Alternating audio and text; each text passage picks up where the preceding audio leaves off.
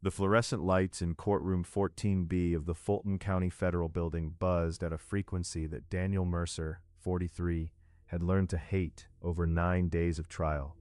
He sat at the defendant's table in a charcoal Armani suit he bought for his daughter's graduation, not for this. His left hand rested flat on the oak surface, fingers pressed down as though steadying it against a tremor only he could feel. Across the aisle, Lucas Vane, 47, sat with one ankle crossed over his knee, a posture that belonged at a dinner party rather than a federal proceeding. His silver cufflinks caught the light each time he shifted. Lucas had always known how to fill a room. It was the quality that had made their partnership work for 11 years, and it was the quality now dismantling Daniel's life with surgical precision. He glanced at Daniel once and looked away without expression. 11 months earlier, on a Tuesday in March, Daniel had been at his desk on the 31st floor of the Meridian Capitol building on Peachtree Street when his phone rang at 7:52 a.m. The firm's compliance officer. Her voice carried that particular flatness professionals use when delivering news they do not want to deliver. There were discrepancies, she said. Transfers totaling $412,000, routed through accounts bearing Daniel's employee credentials. She asked him not to leave the building. The night before Lucas was scheduled to testify, Daniel sat in the conference room of his attorney's office on the 4th floor of a building that used to be a Sears on Marietta Street. Bankers' boxes formed a low wall across the table. His attorney, a precise woman named Renata Osei, spread 3 sets of transaction logs side by side and tapped the one on the left. The timestamps placed the transfers between 11 p.m. and 2 a.m. on 4 separate Fridays. Daniel had been in Charlotte for a conference on every single one of those dates. Lucas Vane took the witness stand at 9:14 a.m. and settled into the chair as though it had been built for him. He described discovering the irregularities while reviewing quarterly reports, said he had felt sick about it, said he had hoped there was an explanation. His voice broke at exactly the right moment, a half-second catch in the throat that Daniel recognized immediately. Lucas had used that same break at the board meeting in 2019 when he'd proposed cutting 40 jobs and needed the room to feel his reluctance. Daniel kept his eyes on the notepad in front of him and wrote nothing.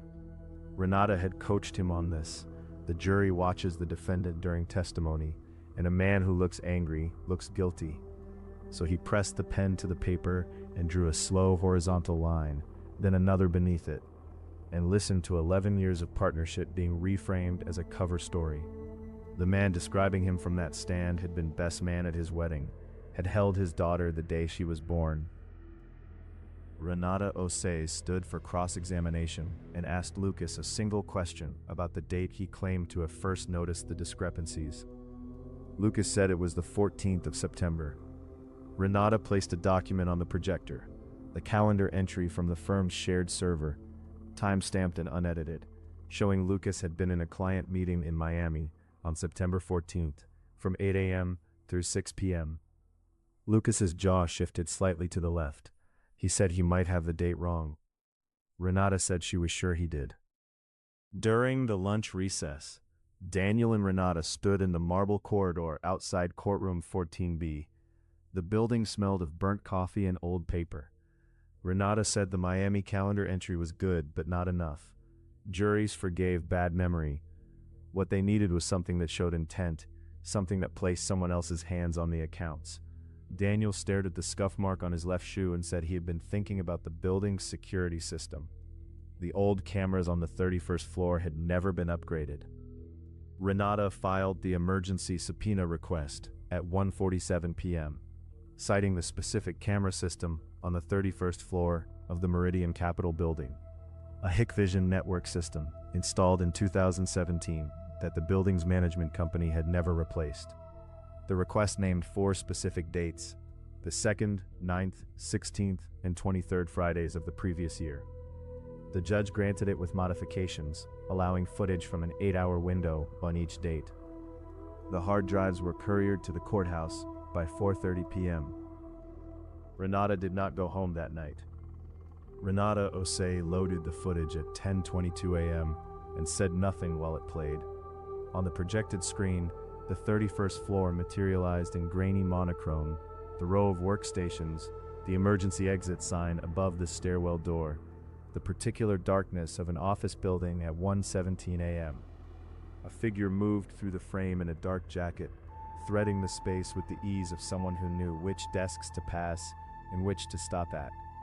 The figure sat at a workstation and remained there for 41 uninterrupted minutes before rising and leaving through the stairwell door. The courtroom did not make a sound. Daniel watched the footage loop twice before he caught it. The figure, moving between workstations, reached across a desk with the left hand to pull a monitor closer, a specific, slightly awkward motion, the kind a right-handed person makes when the dominant hand is occupied. Daniel had seen that reach before, across a conference table, across a restaurant booth, across 11 years of shared meals and shared decisions. He wrote 3 words on his legal pad and slid it to Renata without looking at her. Renata requested a 48-hour continuance to submit the footage to a digital forensics firm for enhancement. The prosecution objected on grounds of delay. The judge, a deliberate man named Honorable Warren Chu, who wore reading glasses on a beaded chain, studied both attorneys for 7 seconds before granting the continuance. He set the next session for Thursday at 9 a.m. and reminded both parties that his courtroom ran on his schedule. The gallery exhaled. Lucas, for the first time in 9 days of trial, uncrossed his ankle from his knee. By 11 p.m., Daniel and Renata had spread the firm's after-hours building access logs across the Sears Building conference table. The logs showed badge swipes, each employee's ID number, each door, each timestamp. On the night of the second Friday in question, 2 badges had accessed the 31st floor after 10 p.m. Daniel's credentials, pulled remotely from the system as the prosecution had already shown, and a second badge registered to employee number 7741. Renata pulled the HR file. Employee 7741 was Petra Solis. The digital forensics report arrived by encrypted email at 6:44 a.m. Thursday. The firm had sharpened the footage using photogrammetric reconstruction, a process that extrapolated detail from pixel clusters across multiple frames. The result was not broadcast quality, but it was enough. The figure at the workstation had a small, circular scar on the back of the left hand, visible in 3 separate frames. Renata placed the printed enhancement beside Petra Solis's employee ID photo, which showed the same scar documented in a workplace injury report from 2021. Daniel set down his coffee cup. Renata Osei placed the enhanced still on the projector at 9:31 a.m. Thursday and walked the jury through it frame by frame. She named the scar. She displayed the workplace injury report. She displayed the badge log, showing employee 7741 on the 31st floor at 1:02 a.m. Then she asked the court's permission to recall Lucas Vane to the stand and asked him, in front of a gallery of 60 people, whether he had directed Petra Solis to access Daniel's saved credentials and execute the transfers. In the 4th row of the gallery, a woman in a gray blazer, compact, still, her left hand folded over her right in her lap, raised her chin a fraction of an inch as her name entered the room. 2 court officers moved toward her from opposite ends of the aisle. Lucas's silver cufflink caught the light as his hand closed around the stand rail. He said nothing. The courtroom erupted, and Judge Chu's gavel struck 3 times before the noise broke.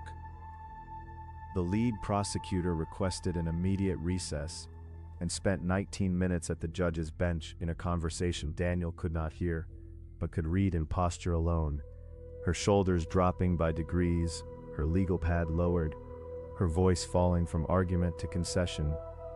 Judge Chu made 2 phone calls from the bench. A court officer left the room and returned with a second. Lucas Vane was asked to remain in the courtroom and told in plain language that he should contact his own attorney before saying another word to anyone. At 11:08 a.m., Judge Warren Chu read the dismissal order into the record. The charges against Daniel Mercer, wire fraud, embezzlement of funds exceeding $250,000, breach of fiduciary duty, were dismissed with prejudice, pending the filing of new charges against Lucas Vane and Petra Solis. Daniel heard the words and did not move for 4 seconds. Then Renata placed her hand briefly on his forearm, and he set the pen down on the table for the first time in 9 days. The gallery behind him began to murmur. They passed each other in the marble corridor at 11:34 a.m.